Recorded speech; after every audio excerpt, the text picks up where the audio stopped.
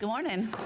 Welcome to our July County Council meeting. It's now 9 o'clock, and we're going to call the meeting to order. Before we get started, I just want to let everybody know that Councilmember Curtis is not able to be with us. He's still recovering from surgery, but he calls in and checks on us, and he hopes to be back next meeting. So we continue to wish him well, and prayers for continued healing.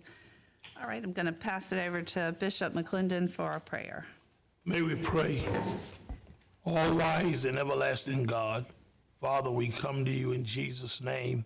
We thank you for our county council, our chairperson, and our community and those that are here today. We pray that you will bless this meeting as you've done in the past, that all that we do will glorify you and edify Chesterfield County. In Jesus' name we pray. Amen. Amen. I pledge allegiance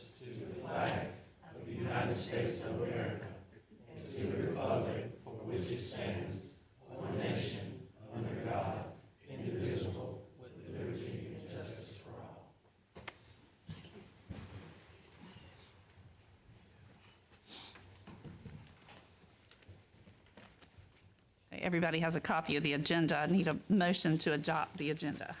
So moved. Okay. Reverend Brand. Ms. Burns, is there any discussion? Hearing none, all in favor indicate by saying aye.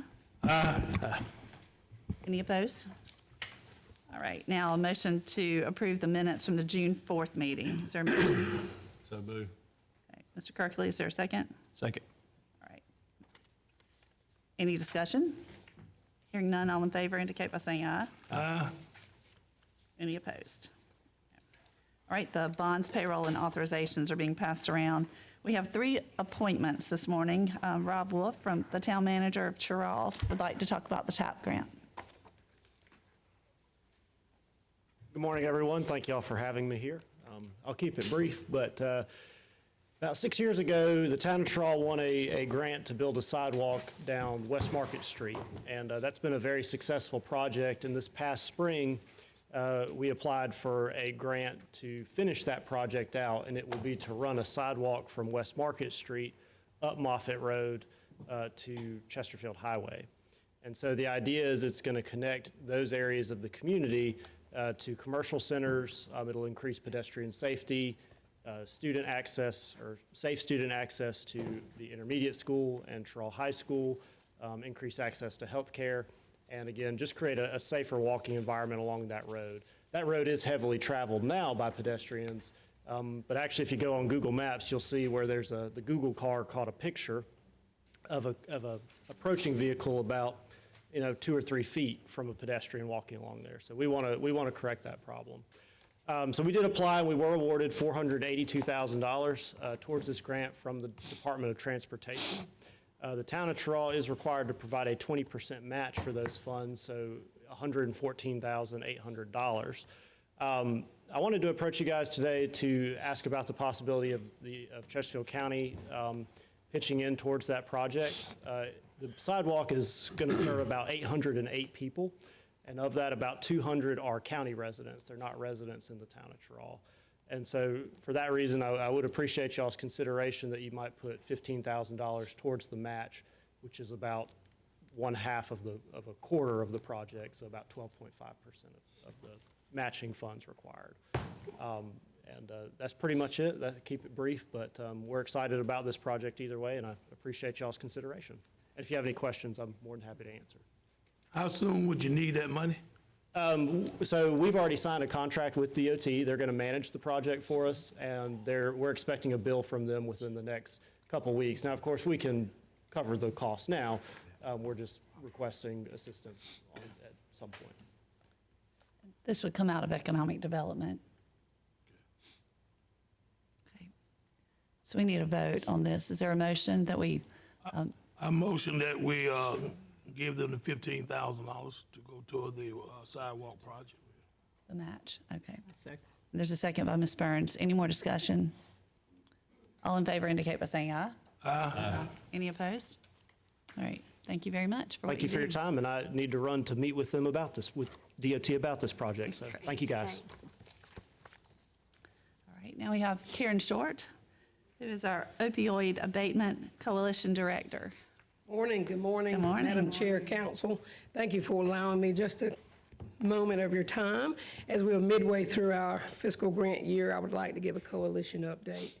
So with the collaborative efforts of Alpha staff, council members, healthcare providers, countywide agencies, law enforcement, community leaders, and advocates like the Cato Foundation of Pageland and the Joel Smith Foundation of Sherrall, COAC has been able to expand access to treatment services, increase access to naloxone, increase overdose response efforts, provide training for first responders, improve on our emergency response, reduce some stigma, and provide education resources for county residents. I do believe COAC is making an impactful difference, and it's all because of our collaborative efforts. The COAC vision for year 2025 was to expand our opioid remediation initiative. Existing efforts towards opioid remediation have been multifaceted and involve various stakeholders, including healthcare providers and law enforcement. To this effort, Alpha maintains partnership with CARE South Carolina to provide medicated assisted treatment services, along with providing various behavioral health therapies and peer-guided support services.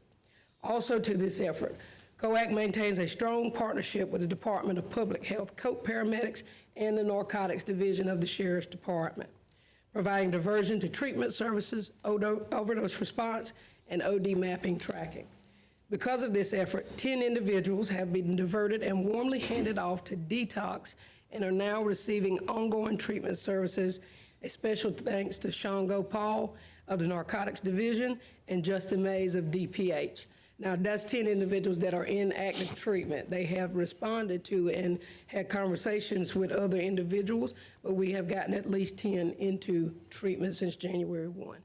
Also to this effort, COAC has launched a comprehensive public awareness campaign, including broadcasts and podcasts on iHeart and WCRE radio, mobile billboards with PDRTA, social media. We have a website up and running, and printed materials. COAC maintains its partnership with the county's detention center and staff to disseminate harm reduction supplies and resource information. Special thanks to Administrator Michelle Stanley, Director Troy Ellerby, and Magistrate John Davis. Because of this effort, the county has disseminated 154 boxes of Narcan, 74 testing strips, and also freestanding magazine-style distribution boxes have been ordered and will be placed at participating fire departments and other buildings or agencies that agree to have them in those locations.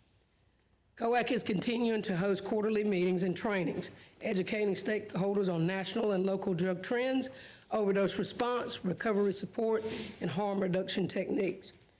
COAC has also activated a field presence to disseminate resources in high-risk areas, and with the holiday coming up this weekend, we are ramping up getting out those resources in anticipation to combat any spike. A community action plan steering committee has been assembled to conduct ongoing needs assessments, and we held our first meeting on June 18th, where we analyzed county data and address gaps and challenges to meeting our service needs. We'll meet again in August. Also to this effort, COAC has partnered with the Sheriff's Department to host a countywide training entitled An Update in Emerging Drug Trends in 2025 for all county first responders. The training will be facilitated with top toxicologist Dr. Demi Garvin, who is the director of the Forensic Services for the Forensic Science Network. This training will be held at the Sheriff's Department July 17th. Special thanks to the Chesterfield County Coroner's Office and Sheriff Cambo Streeter and his department. According to a mid-year report from DPH, we have 53 suspected overdoses and 18 Narcan deployments since January 1. Mid-year report from the coroner's office is that we have 6 confirmed overdose deaths in the county. Of those, 3 were in Sherrall, 2 were in Jefferson, 1 was in the Patrick area, 2 were methamphetamine related, 2 were cocaine related, 1 was fentanyl related, and 1 was a mixture of fentanyl and xylazine. At this time, we have 1 pending autopsy and toxicology in the Chesterfield area. A mid-year report from the Narcotics Division yielded that fentanyl and methamphetamines are an enduring threat in the eastern portion of the county, but use and misuse has trended down. Crack cocaine has made a resurgence in the western portion of the county, but the narcotics unit is working diligently to contain this surge. I am in training on the state's new grants management system. Once that GMS is live and open for reporting, I'll be completing our mid-year expenditure and efforts to scoreboard. Expenditures will be reported according to the abatement strategy for which they were approved. The report will also include a narrative detailing the strategies that were deployed and the success of those deployments. Chesterfield County is on trend to see less fentanyl-related overdoses and deaths. A big part of this trend is due to the collaborative efforts of our county agencies. I am proud to be a part of this coalition, and I look forward to continue to provide viable solutions for our county. Are there any questions for me? Thank you. Thank you for your time. Have a good We're proud holiday. to have you as the leader. You really do a great job. Thank you. All right, Mr. Jerry Morris.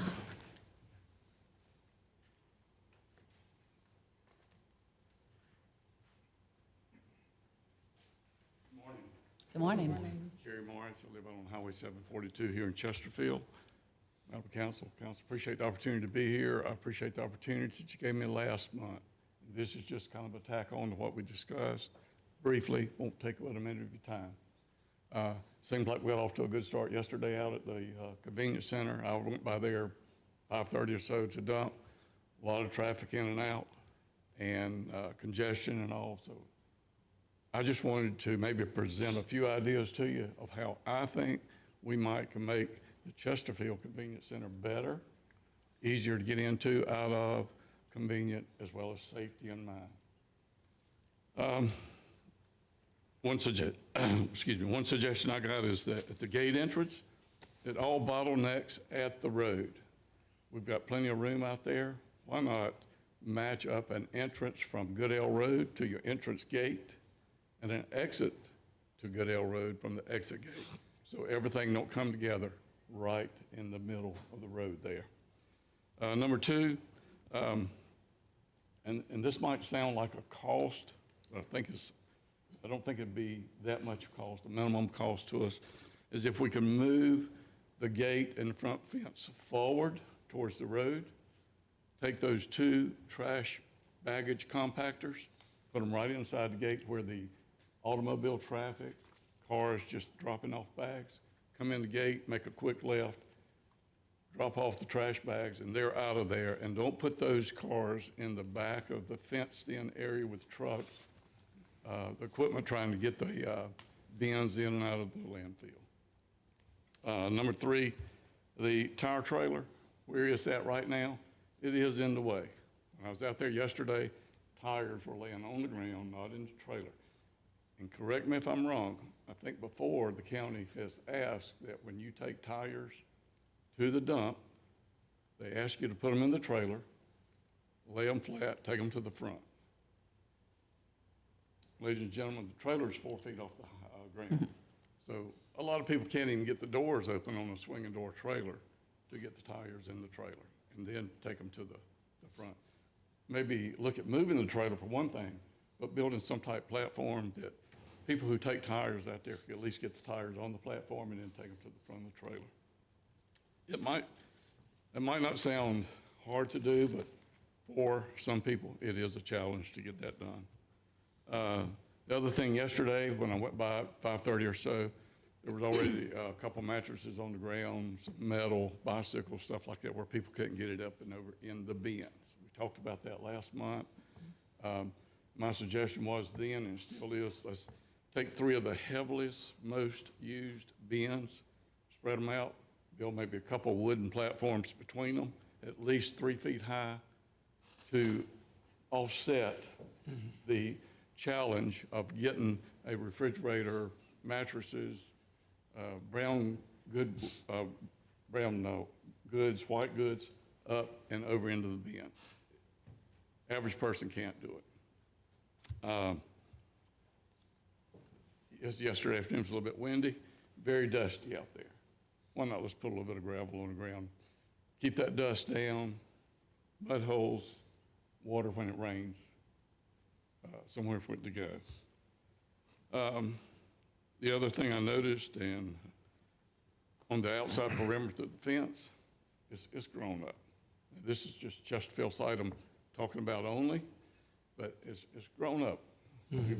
County's got graders, bulldozers. Why not take a piece of equipment in there and at least push out blade width of the brush and undergrowth around the fence so it'll look better. And then noticed also tremendous amount of signage all over the fence. When you pull up there, you're just overwhelmed with signage. Of course, some of that signage is old now since we're starting a new procedure with no pay.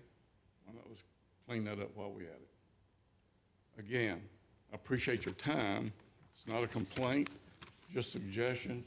Hopefully we can make this thing better. If all goes well and everything is going to happen the way we thought it would happen when we took this new collection deal, we're going to see a lot more traffic out there. And if yesterday was a good indicator, then we probably need to do something to improve them. And once we get Chesterfield site, and I keep saying we, because I'm in it with you. I want to help you. I want to help everyone to let's get this trash deal taken care of. But once we get Chesterfield straightened out, then people look at their other dumps in their areas at Sherrall, Jefferson, Payson, Society Hill. If they need improvement, then let's get those improved. Yeah. Again, I appreciate your help and your consideration.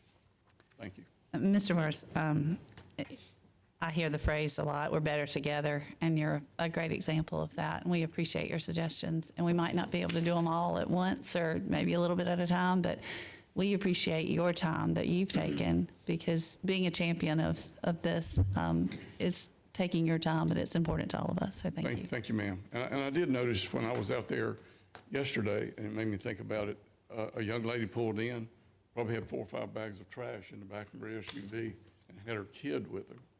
So she's out here struggling, trying to get out of the way of the cars behind her. The kid's helping.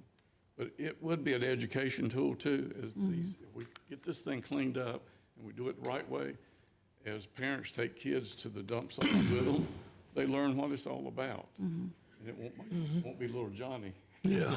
as Mr. Ford always refers to, throwing it out beside the road. Right. Thank you again. Yeah, thank you very much. All right. Moving on to public comments. While we welcome all comments, public comments should be limited to 4 minutes per speaker, 20 minutes per subject. Is there anyone who would like to address council? Yeah, well, let's let Ms. Privet, you come on up first, and then we'll take you next, okay? Good morning. Good morning. Privet. One of the public concerns that I have in Patrick is, with our Patrick Rural Fire Department, we are very much in need of a fire truck. Our newest fire truck is 25 years old. This has been an ongoing need for our town. Myself, I don't have any problems with applying for grants. Any kind of grant that would get us a fire truck would be great for the fire department. They do all kind of calls in our area, and we are surrounded by large acreage of forestry land, which limits us as far as getting annexed in any further to get extra money for people wanting to get annexed to our town. But the case with the fire truck, if there's any grants that come available through the PD-COG, the Council of Government, if the council would maybe consider us for a fire truck grant, if any of that comes available, we would highly appreciate it. And in the meantime, I will be searching everywhere as well. I know with the assistance of firefighters grants, they come open in October, which might be an avenue as well. But either case, depending on whatever grant comes available, we would need some assistance for the local match. If you could consider us for that as well, we would very much appreciate that. Okay. Thank you. Thank you very much. All right, Dr. Wagner?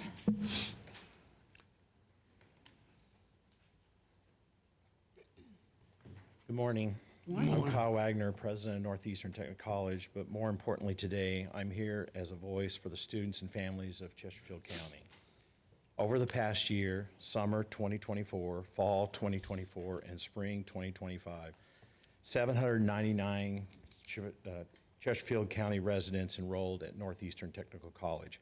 Among them were 228 dual enrollment students, high school students who are getting a head start on college, and 571 adult learners who are working to build better lives for themselves and their families. Together, they completed 13,829 credit hours, and each of those credit hours represent an investment, not just in education, but in the future of Chesterfield County. For our students, every dollar matters. At Northeastern Technical College, student tuition is based on where they live, with 2 tuition rates. In-county rate of $197 per credit hour, out-of-county rate $212 per credit hour. That $15 difference per credit hour adds up quickly. It can mean the ability to take another class, buy food, or simply stay enrolled. But here's the truth. Our ability to offer that lower in-county tuition rate depends on the support we receive from each county. Chesterfield County investment doesn't just help the college. It covers essential operating costs like electricity, internet, natural gas, garbage, and basic infrastructure that keeps our Pageland and Sherrall campus running. For the current academic year, as shared with the county commissioners in early May, these operation expenses total $368,300.32. Today, on behalf of Chesterfield County students, I am asking for your continued support. We are requesting the $15 per credit hour cost, totaling $207,435 to ensure our students can continue paying the in-county rate. But let me tell you what that means for families of students attending all 3 semesters. A dual enrollment student still in high school can save about $350 a year, giving them a head start toward a degree without the burden of higher tuition cost. An adult student may be someone changing careers, providing for their family, or chasing a dream, saves about $450 a year, making higher education possible and practical. For these students aren't just numbers. They are your neighbors, your employees, your future business owners, nurses, welders, electricians, and leaders. In closing, I respectfully request the opportunity to meet with the Finance Committee to discuss this proposal in more details. Your support helps ensure that Chesterfield County residents have an affordable, local pathway to education and career success. Thank you for believing in our students and the future of Chesterfield County. Thank you.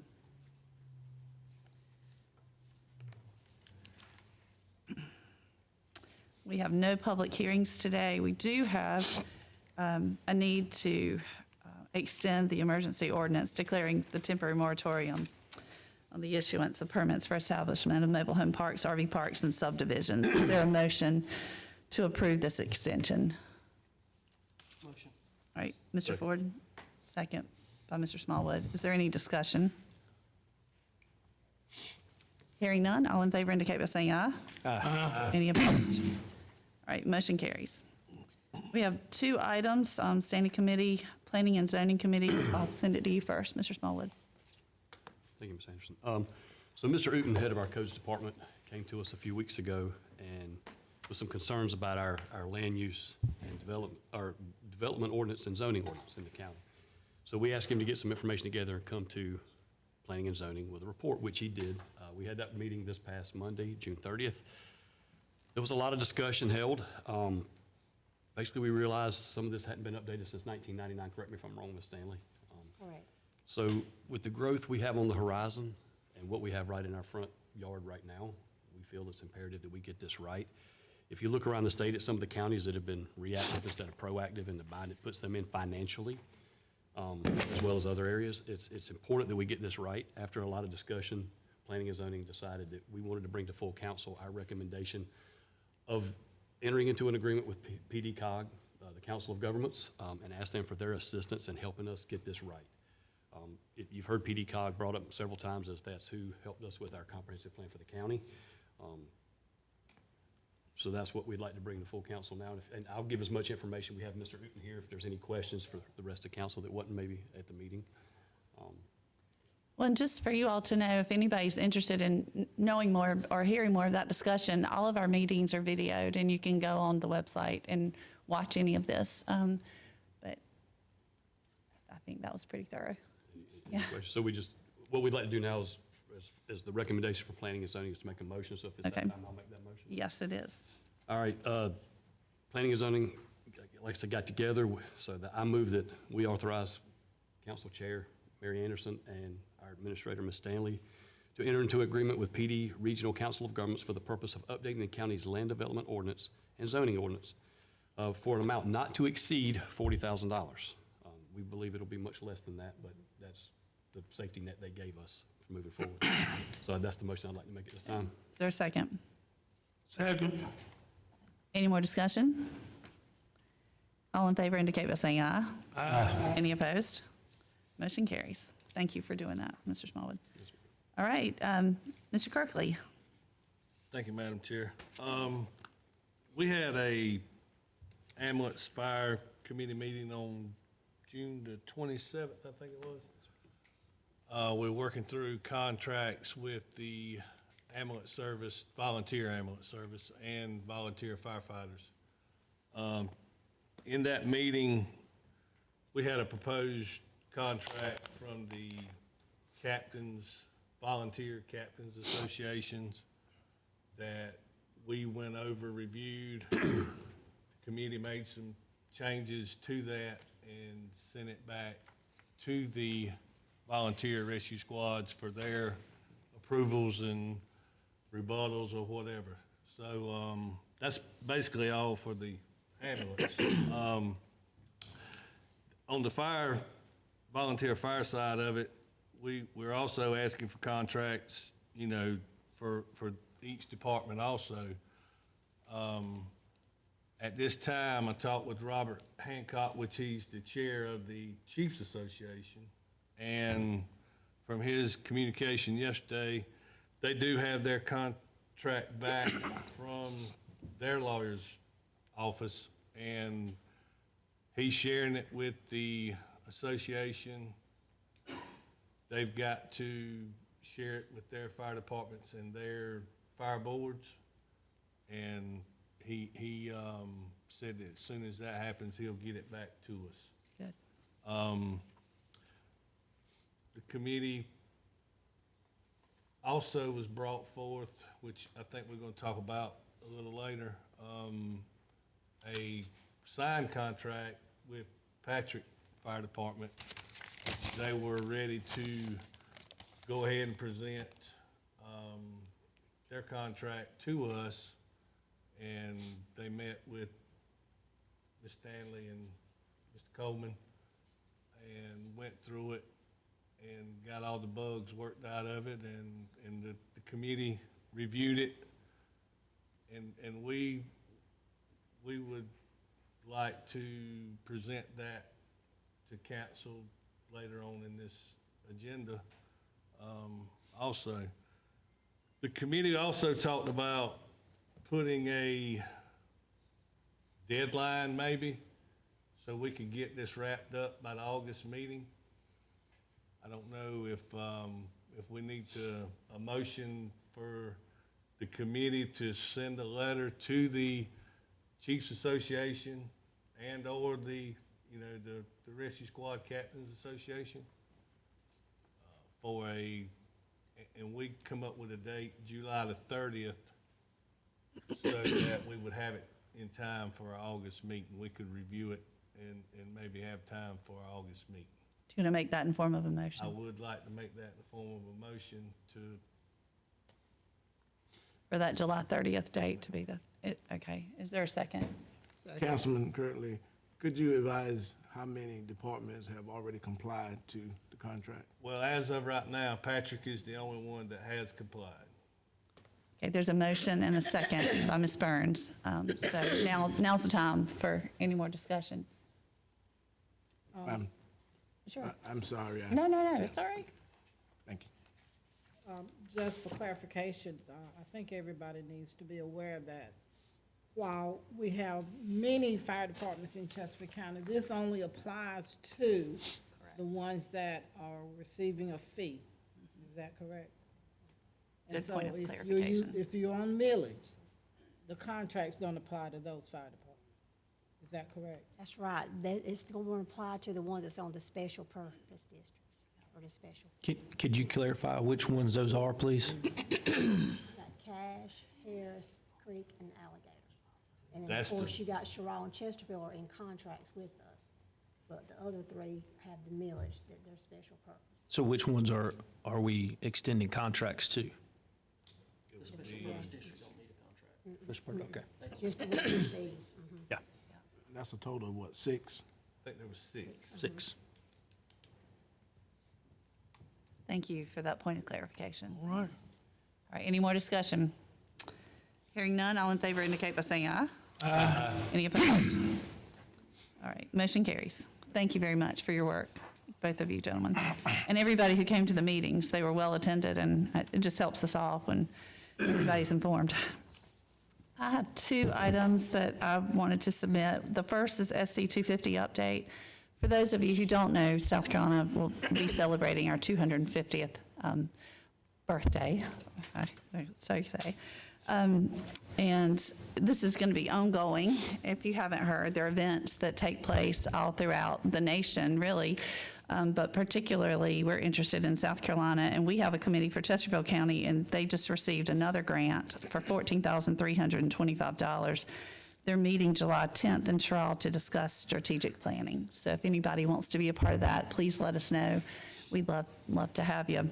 There have been events already that have been very successful in our area. Most of them are free. You can go on the SC 250 website if you're interested in history to see what's going on and opportunities. And thank you to all who are serving on that committee. I know Ms. Lear's been helping with that, so thank you. The other, and this kind of goes hand in hand, but I had the honor of attending Jack Parker's Order of the Palmetto ceremony last Saturday, or a couple of Saturdays ago. And Andy Ingram, I think, is the only one in this room who has received one of those that I know about. It's a prestigious honor. It's the highest honor that a civilian can receive in our state. It's given by the governor. And I know that Jack Parker says that he's just an ordinary guy, but he's done extraordinary work. In case you don't know, he has written a guide to the Revolutionary War in South Carolina that's an incredible resource.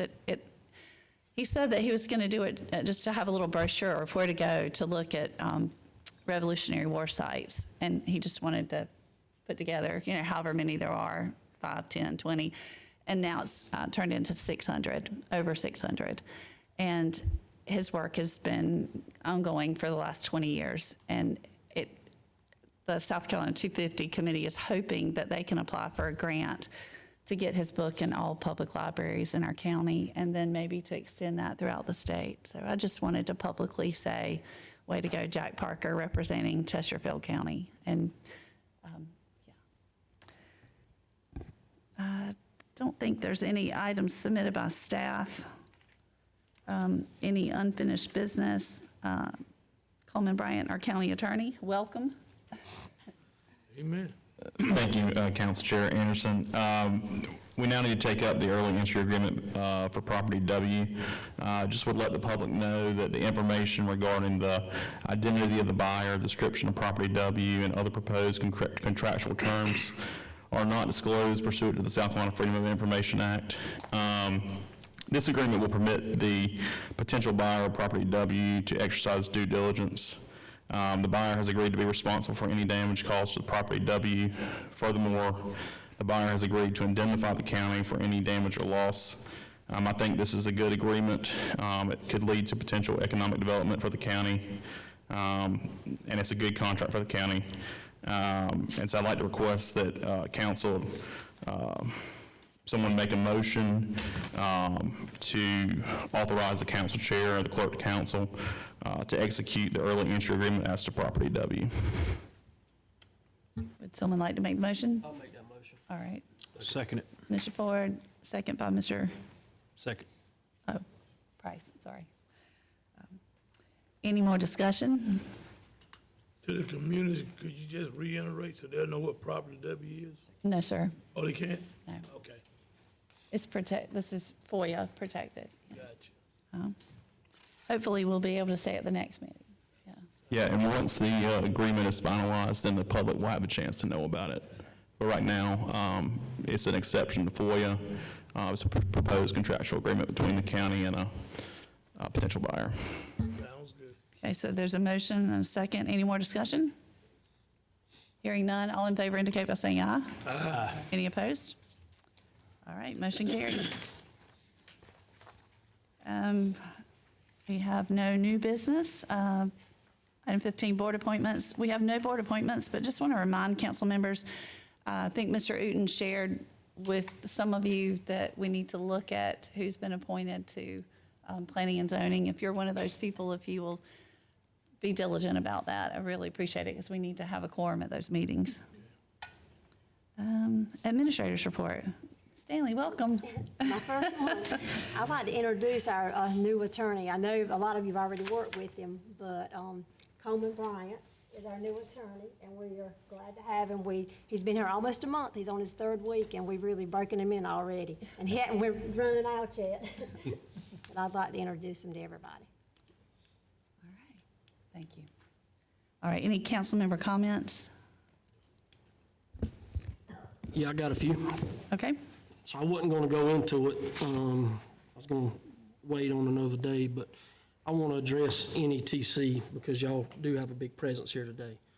There's been some confusion or misinformation in regards to how the council made a change on the tax bill. Historically, Northeastern Tech had a line item on the tax bill that was a couple mills, whatever the exact millage was, that was given to Tech for them to use as they please. So along with the Office of Inspector General report that came out, which this council has no control over, there's some other things that's been brought to the table that are concerning to me. I don't know if anybody saw it, but there was a pretty scathing letter to the editor in the newspaper from one of the board members from NETC that took a swipe at, didn't call me by name, but took a swipe at me and the rest of council. But it was a unanimous vote that we changed the structure and how that money was being given to NETC. All in transparency and accountability, which I think is the minimum standard, which that's what I ran on. So there's a couple things I'd like for you to write down that you can, when you come back to the finance meeting, that you can have some answers for or explanations. So your board member put in the letter to the editor that a council member speaking out about something looked bad on the school. So let me ask you this. How does it look when I have a constituent who is a partially disabled veteran who, when they go on va.gov, and this is what it pops up. They sent this screenshot to me, okay? School has an accreditation issue on va.gov. This ain't Chesterfield County. School placed on heightened cash monitoring. So my constituent, a disabled veteran, didn't go to Tech to get a welding degree. They went somewhere else. That's number one. Number two, this council, roughly 2 years ago, was approached from Volunteer Rescue and Fire Services. They said, hey, we're having a hard time with volunteers. Can we get some help getting these volunteers certified in EMT program? Council had major discussions, and we said, yeah, we all agreed we should try to incentivize some of that. So we agreed to help fund getting some of our volunteers certified EMTs. Through that process, one of the people who was fighting for it, Mr. Rob Petrucci, he said, you know what, I'm certified to teach basic EMT. I'll be glad to teach it for free. Okay. Whether this is wrong or not, people can fact check Mr. Rob Petrucci, but he said he reached out to Tech. He had formalized an agreement with Tech and had everything situated. The county was going to pay the bill. All of a sudden, he comes back and says, Tech says we can't do this class alone. we're gonna have to add some other classes in there with it. Be asking volunteers to go take extra classes. I don't know why, there may be a valid reason. So now, the county tax dollars that we're spending are going to a totally different entity that is not even in this county. $650 per student. So not only that, but that is being paid to someone else, but it's being held at the fire department in Pageland, where it's being taught, and you have people graduating. So there's another situation. Everybody on this council right here has got somebody pretty close to us that had a son that was at NETC for an electrical degree. COVID happened, went to virtual. It's hard to learn virtual electricity. They quit going to class, didn't do virtual. They continued getting passing grades on tests that they weren't taking, in classes that they weren't in. And because their dad cared enough about them, he said, whoa, it's one thing to get a bogus degree and a diploma on something that ain't gonna get you killed, but electrical, you ain't doing that. So he didn't go through with it. So then, whether this is true or not, Mr. Ingram, I don't know. I believe it to be true. A council member was approached and said, hey, we need some help funding with a new campus parking area, driving area, something asphalt related with a new campus in McBee. Have no problem with that.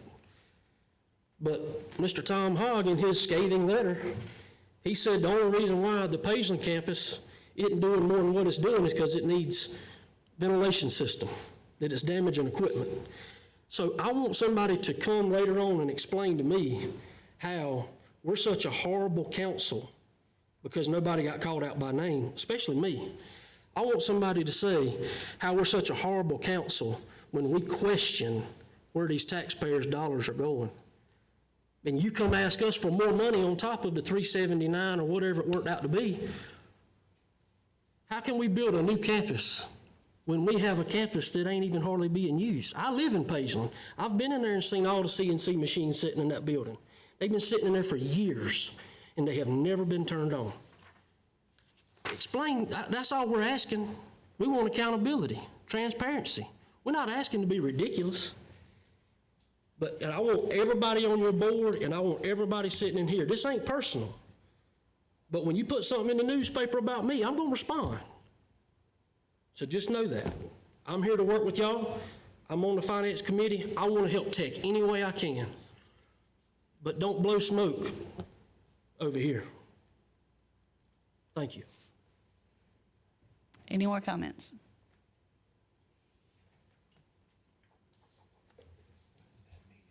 I have a few. I know that last month, Mr. Kirkley recognized the McBee baseball team for their success, and we have a lot of really bright and talented and athletic students in our county that we should be proud of. But I want to recognize two this morning who are not only state winners, but they have been national winners of a competition that was recently held in mechatronics. And I'm embarrassed to say that I always called it Megatronics because I didn't know what I was talking about. And then I got to know, well, I've known Jeff Spencer pretty much my whole life. But anyway, following him and listening to him talk about what his students do, and mechatronics is huge. It's really our future. And we have two young women here who just placed third in the nation for their work. And I wanted to personally reach out and just say, congratulations. We are so, so proud of you. I'm going to call you up, and I want you to tell folks a little bit about what you did. Not to put you on the spot or anything, right? But it's Allie Brown and Savannah Gunter, and I know Allie's graduating and going to Florence Darlington Tech, and then Savannah has 2 more years of school, so she's got 2 more years, and so you can do second place in the nation next year, and then first place in the nation maybe the next year. I'm joking, no pressure. But we are so proud of you for winning the Skills USA bronze medal. So if you'll come on up.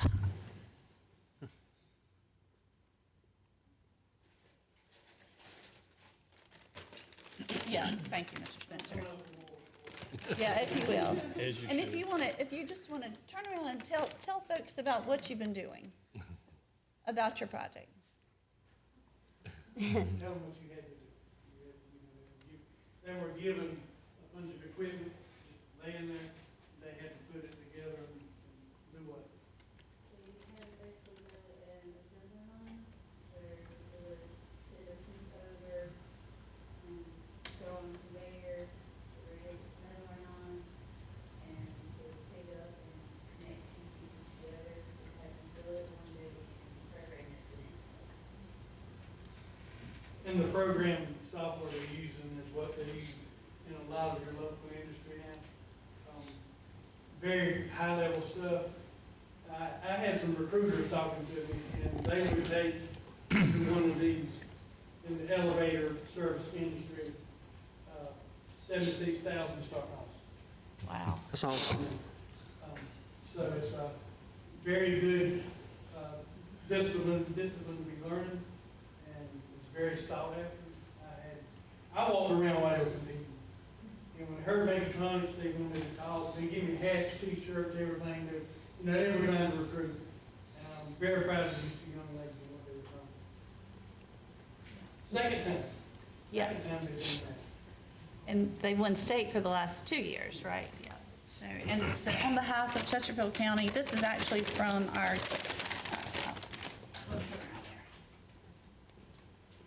because what you're doing is definitely leading toward the economic development end of what we've been talking about here, but your jobs are unparalleled, we have, I know the NETC, you guys have workforce, but it starts here at the high school, and to be able to make $76,000 out the gate, that's pretty amazing. The economic development is you have to skills. Thank you for representing us so well.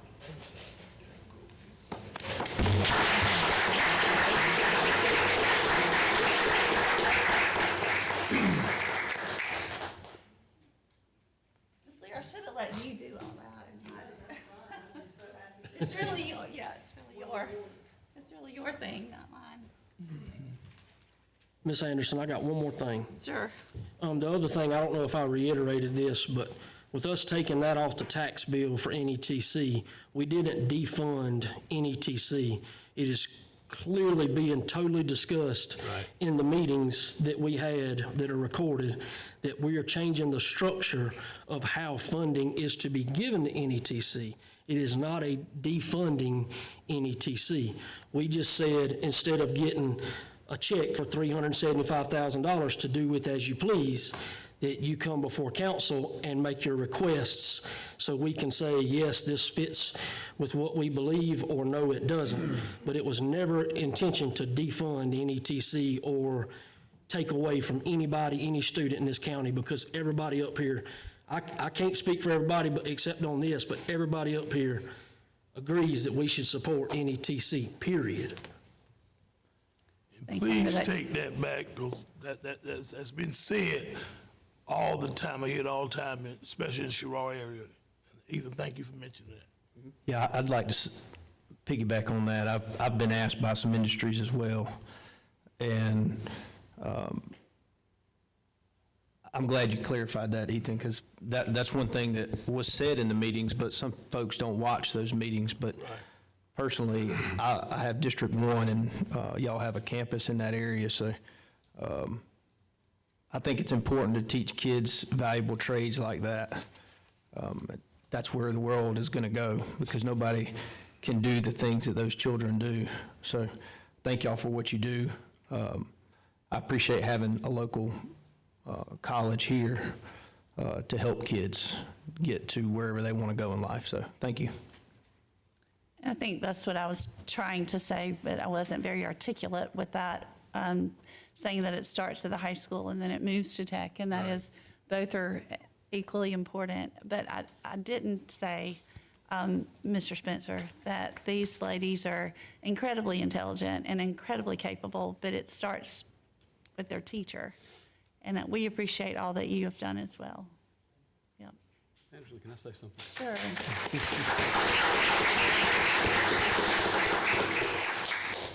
I'd like to share, and just, I'll try to be as brief as possible, but if you stick me in front of a microphone, I tend to go on for a long period of I time. have a gavel.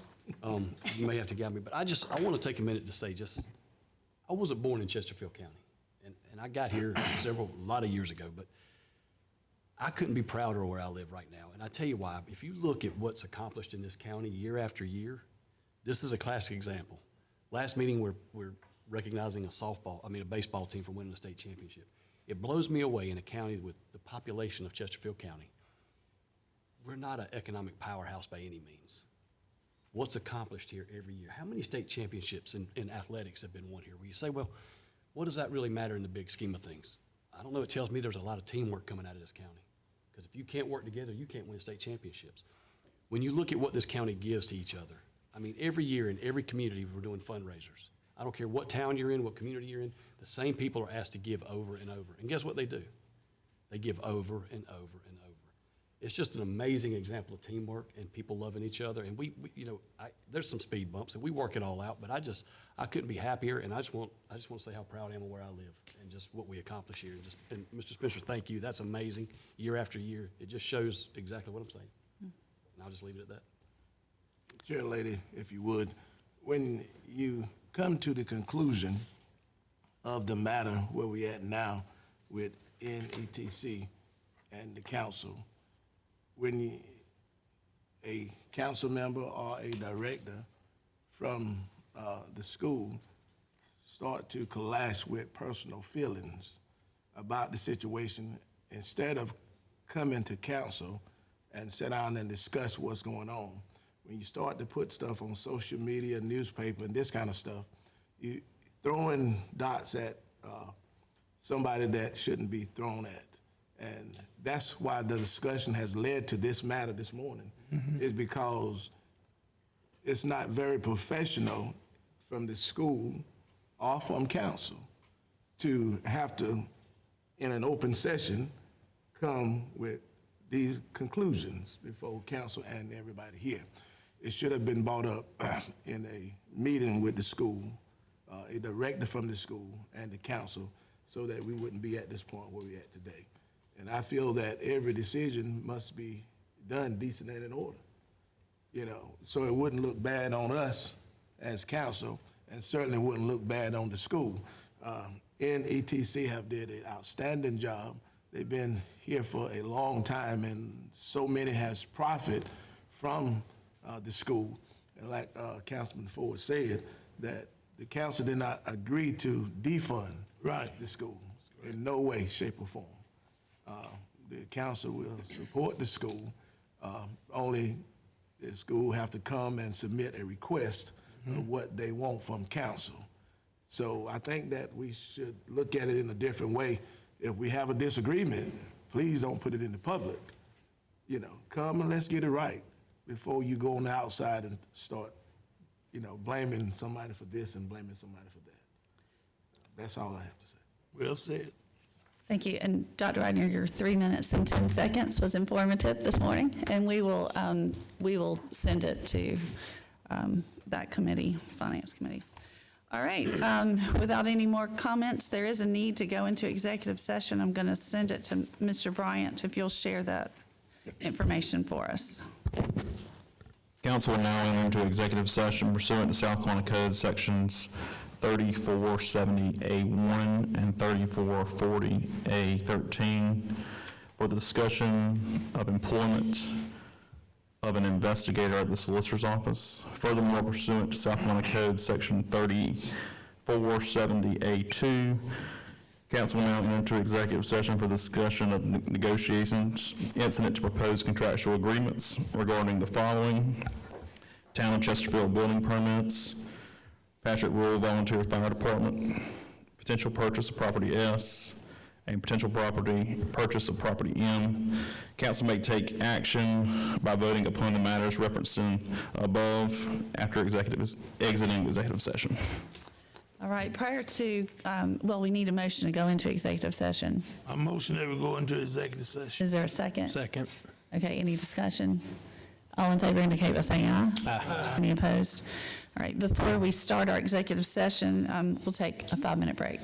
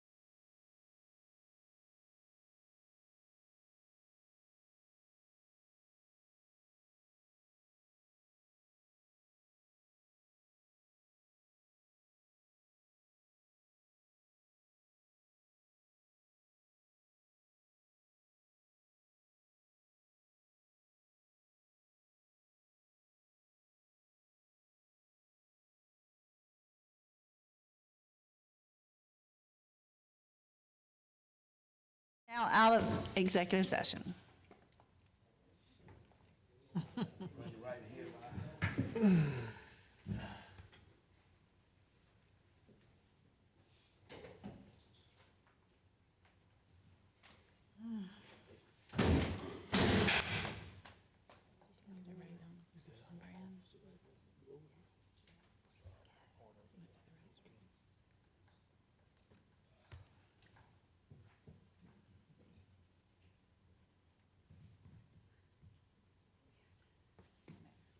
Just gonna wait on Reverend Brand. Yeah.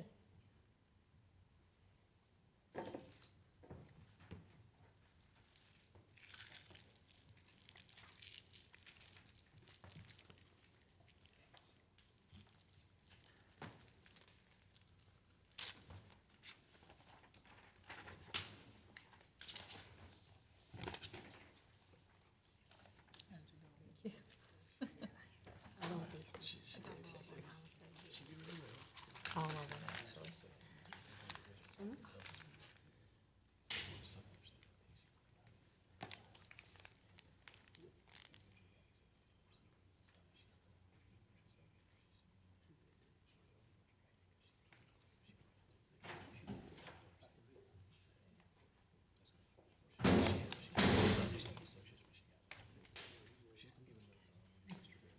Okay, we are now out of executive session. Following executive session, no motions were made or votes were taken. We do have an action item, however, now. Mr. Kirkley, you want to make a At recommendation? this time, I would like to make a motion to accept the volunteer Patrick Fire Department's contracting agreement with the county. All right, there's a motion by Mr. Kirkley. Is there a second? Second. Okay, second by Ms. Burns. Any discussion? Hearing none, all in favor indicate by saying aye. Aye. Any opposed? All right, motion carries. Now I will entertain a motion to adjourn. So moved. All right, Mr. Smallwood, second. Second. Oh, do we have another? Yeah, we need to send the letter. Okay. I'll make the motion to send a letter with the deadline and to the captains of the Rescue Squad Association and the Chiefs Association for the deadline of July the 30th to have a contract in hand from the rest of those units. Okay, there's a motion by Mr. Kirkley. Is there a second? Second.